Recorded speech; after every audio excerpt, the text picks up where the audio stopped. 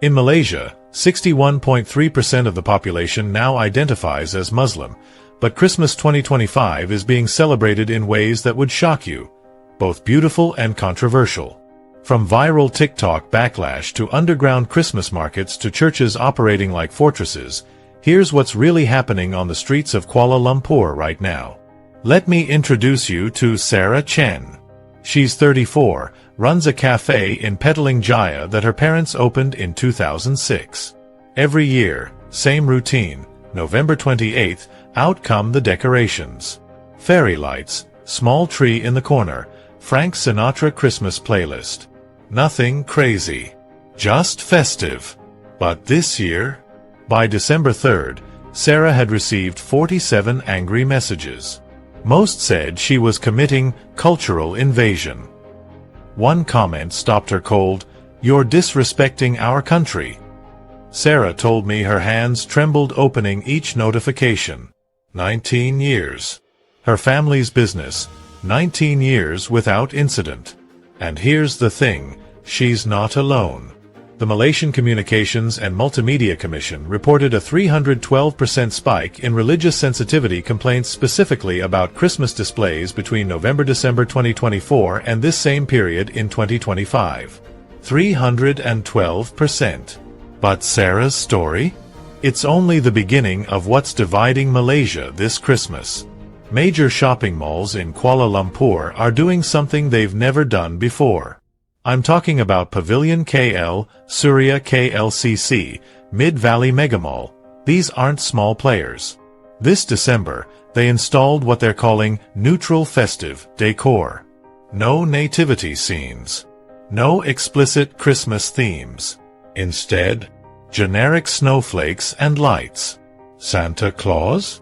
Replaced with generic winter mascots that look like they came from a fever dream. Even the music playlists changed. 80% instrumental. 20% secular songs only. No Silent Night. No Little Drummer Boy. Why? A December 2024 study by the Merdeka Center showed that 43% of Muslim respondents felt uncomfortable with overt Christmas marketing in shared public spaces. That's up from 28% just 5 years ago in 2020. Meet Ahmad Farais. He's 28, retail manager at Pavilion. Muslim guy who grew up genuinely loving Christmas decorations. The magic of it, the lights, the joy. This year, corporate sent down a directive, keep it festive but not Christian. Ahmad told me, I want unity. I believe in it. But are we erasing culture to achieve it? Because that doesn't feel like unity, it feels like fear. And here's the twist that'll blow your mind. Despite all this corporate caution, Christmas spending among Malaysian Christians is projected to hit 2.1 billion ringgit in 2025. That's an 18% increase from 2024. So people are spending more while businesses are celebrating less.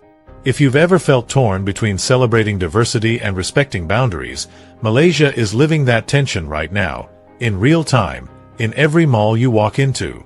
But the real shock? What's happening in churches themselves? Churches across Malaysia are now operating like fortresses. St. John's Cathedral in Kuala Lumpur, 118 years old, hired 4 private security guards this year. First time in its history. Christmas Eve services now require pre-registration and ID checks. You can't just walk in anymore. In Johor Bahru, the Archdiocese spent 180,000 ringgit on CCTV upgrades. That money came from the Christmas Offering Fund. Money meant for charity, now going to cameras. Pastor David Tan runs an evangelical church in Subang Jaya. He's 52. Been there 23 years. On December 10th, he received an anonymous threat, cancel your caroling or face consequences. David told me he's married couples in that church, baptized their babies, prayed with families through cancer, job loss, divorce, and now he's screening strangers at his own Christmas service. For the first time in 23 years, he canceled public caroling. I felt like I failed, he said. Like I let fear win. According to Home Ministry data released in November 2025, religious tension incidents are up 67% year-over-year. 67%. But here's where the story shifts. Because while headlines scream about division, some communities found a surprising solution. And it's bringing Muslims and Christians together in ways the government never expected. While the news focuses on conflict, something beautiful is happening in Malaysian living rooms.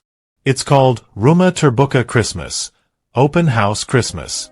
Started by an interfaith couple in Penang, and it spread like wildfire. Muslims hosting Christmas open houses for their Christian neighbors. According to a Facebook group tracking participation, 2,847 homes joined nationwide in December 2025. Let me tell you about Nurul Hassan and her husband James. Nurul's 41, wears hijab, and every Christmas, she cooks rendang, a traditional Malaysian Muslim dish, for Christmas dinner. She invites people from her mosque and James's church. This year, Nurul told me something her imam said that changed her perspective. Hospitality is Islamic. Showing love to your neighbors isn't conversion, it's character. On December 20th, 83 people showed up to their home. Muslims, Christians, a few Buddhists, one Sikh family. Mixed faith, mixed ethnicity, one table. And Nurul's 9-year-old daughter, Aisha, asked her mom that night, "Mommy, why can't every day be like this?" That question broke me. Here's what shocked me. Google Trends data for Malaysia shows a 290% increase in searches for interfaith Christmas celebration ideas in December 2025 compared to December 2024. People are actively looking for ways to bridge this gap. If you've ever wondered whether unity is still possible in a divided world, these families are proving it is. They're not waiting for the government or corporations to give them permission, they're just doing it. But the government's response? That's where things get complicated. Malaysia's government is walking the thinnest political line in Southeast Asia right now. Here's why. Prime Minister Anwar Ibrahim's coalition depends on two completely opposite voter bases. On one side, the Islamic PAS party supporters who want Malaysia to be more explicitly Islamic. On the other, multiracial urban voters who want Malaysia to stay secular and multicultural. Christmas 2025 became the flashpoint. December 12th, a government minister posted "Merry Christmas" on Instagram. Within 2 hours, PAS politicians called it un-Islamic and pandering to minorities. 4 hours later, the post was deleted. Then it was reposted, this time with "Season's greetings" instead. 4 hours. That's how long it took for political pressure to change 2 words. But here's the economic reality they can't ignore. Tourism Malaysia data shows that the Christmas period brings in 890 million ringgit from Singaporean and international visitors who expect a festive atmosphere. That's not small money. Political analyst Wong Chin Huat said this in a November 2025 interview, and I'll quote him directly because it's important.